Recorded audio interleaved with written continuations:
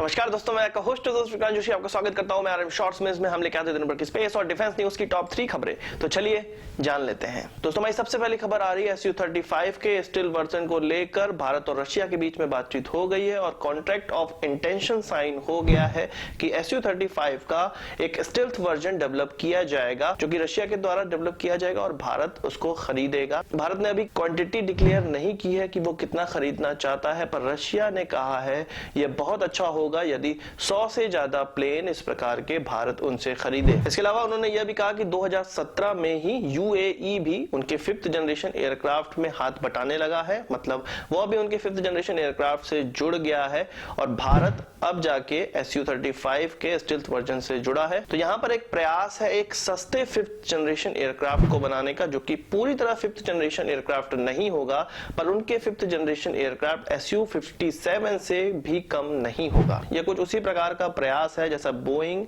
F-15E के साथ कर रहा है F-15SE बनाने में, जो कि F-15E का ही एक स्टील्थ वर्जन होने वाला है जिसको सऊदी अरेबिया ने ऑलरेडी इंटरेस्ट जताया हुआ है। तो इस खबर से हमें 3 निष्कर्ष निकालने में आसानी होती है कि हम FGFA प्लान है उसको अभी रोक रहे हैं, यानी कि Su-57 का जो हमें वेरिएंट मिलने वाला था, जो प्रोटोटाइप मिलने वाला था, वो शायद हम उसमें अब इंटरेस्ट नहीं दिखा रहे हैं। दूसरा यह है कि भारत 5th जनरेशन एयरक्राफ्ट 4 से 5 साल में किसी तरह प्राप्त करने का प्रयास कर रहा है, चाहे वो किसी भी एयरक्राफ्ट का वेरिएंट हो, पर उसमें स्टील्थ टेक्नोलॉजी होनी चाहिए।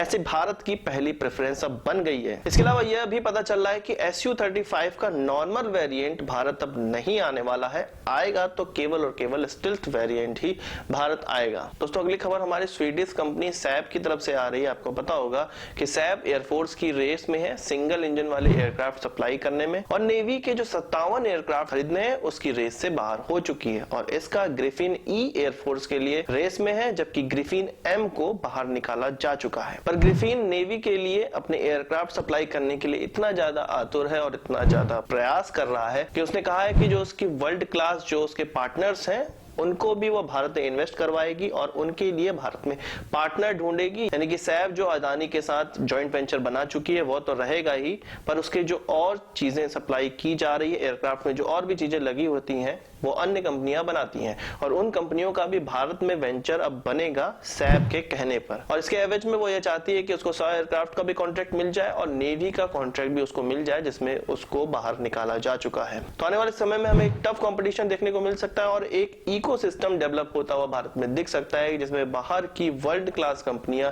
जो कि एयरक्राफ्ट के एक्सेसरीज या अन्य चीजें बनाती हैं वो भारत में एक जॉइंट वेंचर करके इनका प्रोडक्शन कर रही हो। दोस्तों अगली खबर हमारी इसरो की तरफ से आ रही है। आपको पता होगा स्पेस एक्स ने जो फॉल्कॉन हैवी लॉन्च किया है उसकी तर्ज पे इसरो भी काम कर रहा है, पुराने समय से काम कर रहा है, पर अभी तक इस प्रकार के रॉकेट डेवलप नहीं कर पाया है। इसी चीज पर K-7 ने थोड़ी और प्रकाश डाले हैं जिसको मैं आपको यहाँ पे बता देता हूँ। आपको पता होगा यूनिफाइड लॉन्च व्हीकल करके इसरो एक लॉन्च व्हीकल डेवलप कर रहा है जो कि PSLV GSLV दोनों को ही रिप्लेस करके केवल सिंगल रॉकेट रह जाएगा इसरो में। इससे भारी वजन भी भेजा जाएगा और हल्का वजन भी भेजा जाएगा, पर हल्के वजन के लिए इकोनॉमिकल किस प्रकार से रहेगा जब रीयूजेबल यह हो। इसी चीज पर K-7 जी ने कहा है कि वो 2 चीजों पर यहाँ पर काम कर रहे हैं। एक सेमी क्रायोजेनिक इंजन, आगे आने वाले रॉकेट्स में हम जो लिक्विड इंजन लगाए जाते हैं, जो लिक्विड स्टेज होता है वहां पर सेमी क्रायोजेनिक इंजन का इस्तेमाल किया जाएगा जो कि पेलोड क्षमता 5 से 6 टन की जो अभी है लोअर अर्थ ऑर्बिट में GSLV Mark 3 की,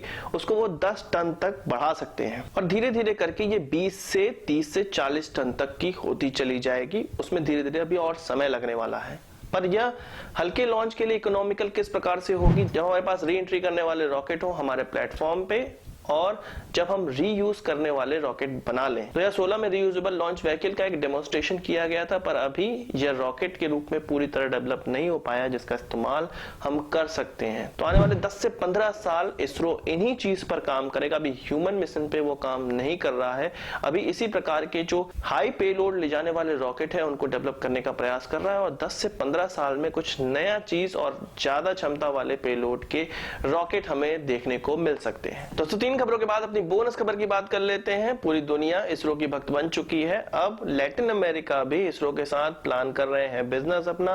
उनमें से बहुत से देश हैं जिनके नाम कुछ इस प्रकार से हैं: Brazil, Argentina, Mexico, Ecuador, Chile, Peru, Venezuela, Bolivia, जो कि इसरो के साथ सैटेलाइट डेवलप करने का प्रयास कर रहे हैं। उनसे कांटेक्ट उन्होंने कर लिया है और इसरो उनको असिस्ट करेगा सैटेलाइट, उनकी खुद की सैटेलाइट डेवलप करने में। और लैटिन अमेरिका के ही दो देश चिली और कोलंबिया अब अप्रैल में इसरो के साथ अपना पहला नैनो सैटेलाइट लॉन्च करेंगे। मतलब उनके देश का यह पहला सैटेलाइट है जो कि नैनो सैटेलाइट होने वाला है और इसरो इनमें उनकी हेल्प करेगा। और अप्रैल का जो लॉन्च है उसमें इसरो इनके सैटेलाइट भी लॉन्च करेगा।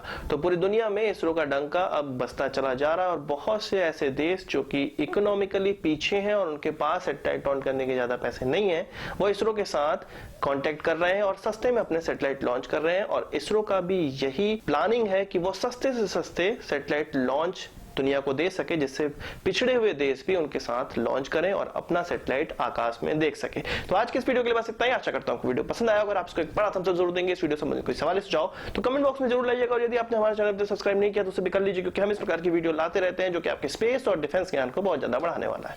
नमस्कार, थैंक यू।